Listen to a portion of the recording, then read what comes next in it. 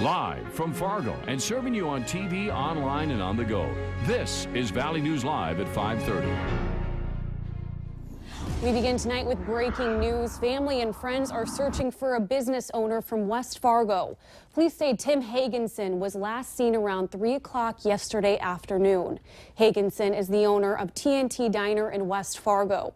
A group of about 150 family and friends are searching an area near Kindred in North Dakota right now.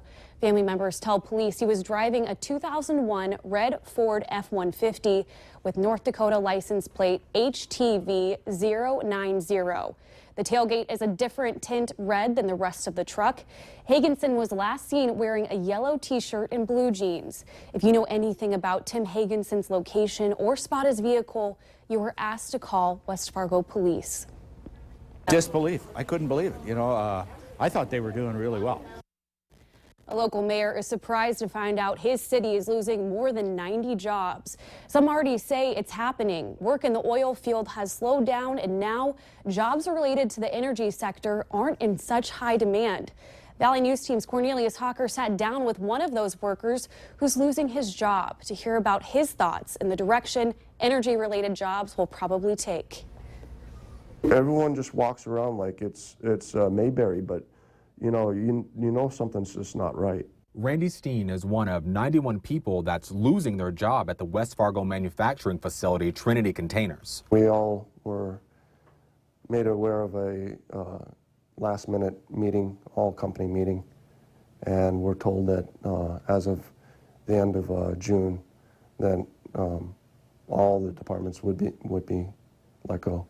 West Fargo Mayor Rich Mattern says his city is going to stand by these laid-off workers. We're going to contact Job Service and see what kind of help they can give us in finding jobs for these people. And maybe Trinity Steel will put something together. Mattern says he has an idea about why the facility is closing. My first thought was it's got to be the oil patch. Container orders are way down or something. But I don't know that for a fact. That's just in my head. Somewhat along the lines of what the mayor thought, Trinity Industries said their reason behind the closure stems from current market conditions. They also said they will help those laid off find other employment opportunities. However, Steen, who has a lot of experience working jobs related to the energy sector, says he won't be surprised if layoffs in energy-related jobs continue happening. It's more the economic situation of the whole country. Cornelius Hawker, Valley News Live. Along with finding those impacted by layoff jobs, Mattern says he hopes to find use for the building once the company is finished with the closure in August 2016. A recent investigation on a local drug treatment facility reveals possible violations and decisions that are being made based on lack of funding.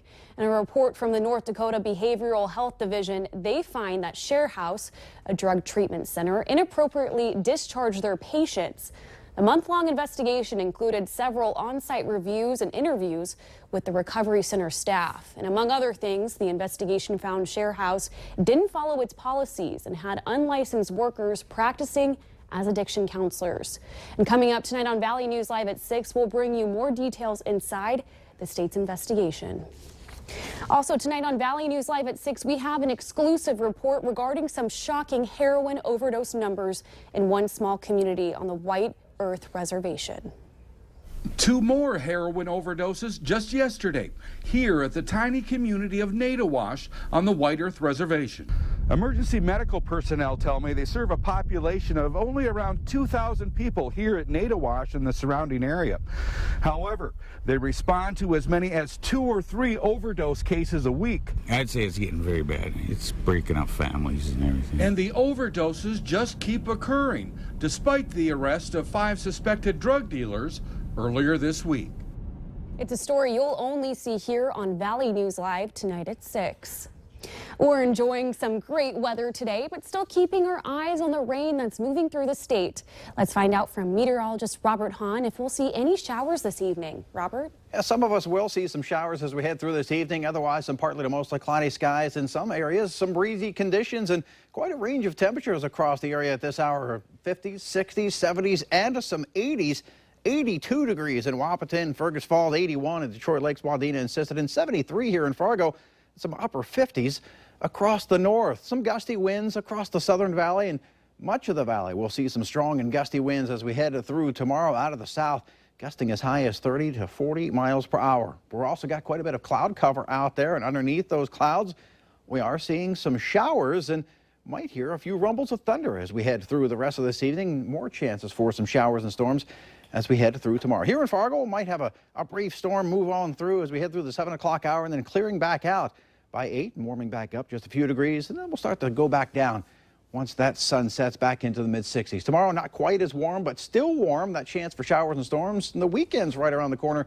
How's it looking? We'll let you know in just a few minutes. Okay, thanks, Robert. And a reminder for Minnesota residents, outdoor sirens across the state will sound off tonight at 6:55 to test the system.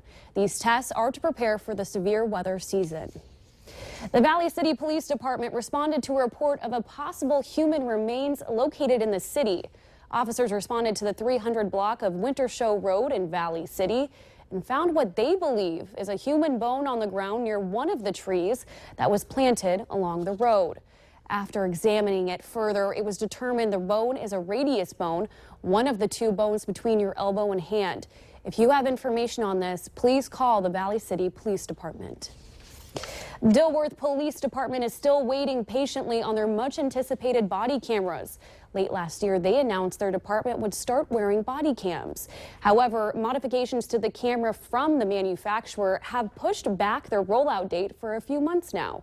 Those modifications will help with the overall goal of the body cameras, according to the Dilworth Chief of Police.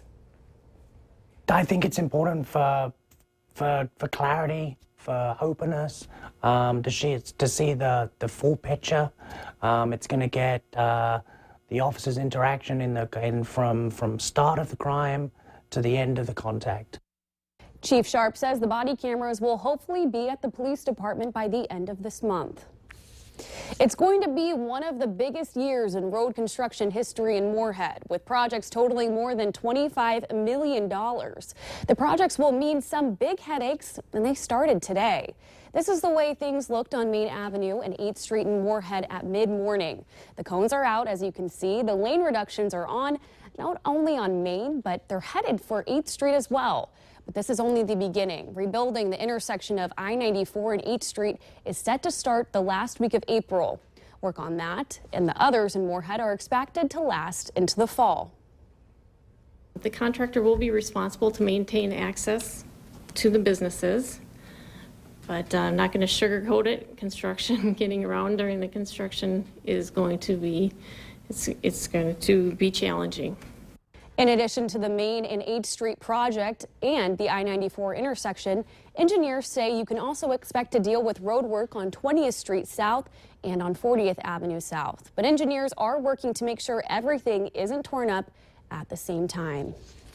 Yet another major traffic artery is going to be shut down, this one in downtown Fargo, and it's going to make a big difference for Monday's commute. The First Avenue North Bridge between Fargo and Moorhead is going to be closed, and it carries a lot of traffic. Some new flood protection work, levees, are being built downtown, so First Avenue is being closed from the bridge to 3rd Avenue North.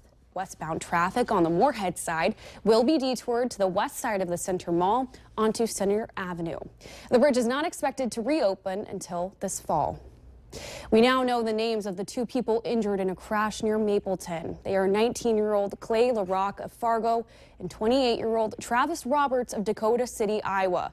Both were taken to Fargo hospitals. The crash happened on I-94 just after 7 last night.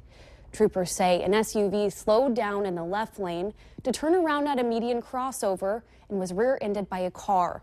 The SUV and car ended up in the ditch. The SUV rolled onto its side. No one was wearing their seatbelt. It will be a show the whole family will enjoy. Gymnasts from American Gold are putting on their annual Gold in Motion show. It'll be this Sunday at 3 in the afternoon. All levels of athletes will be performing, some for the last time this season.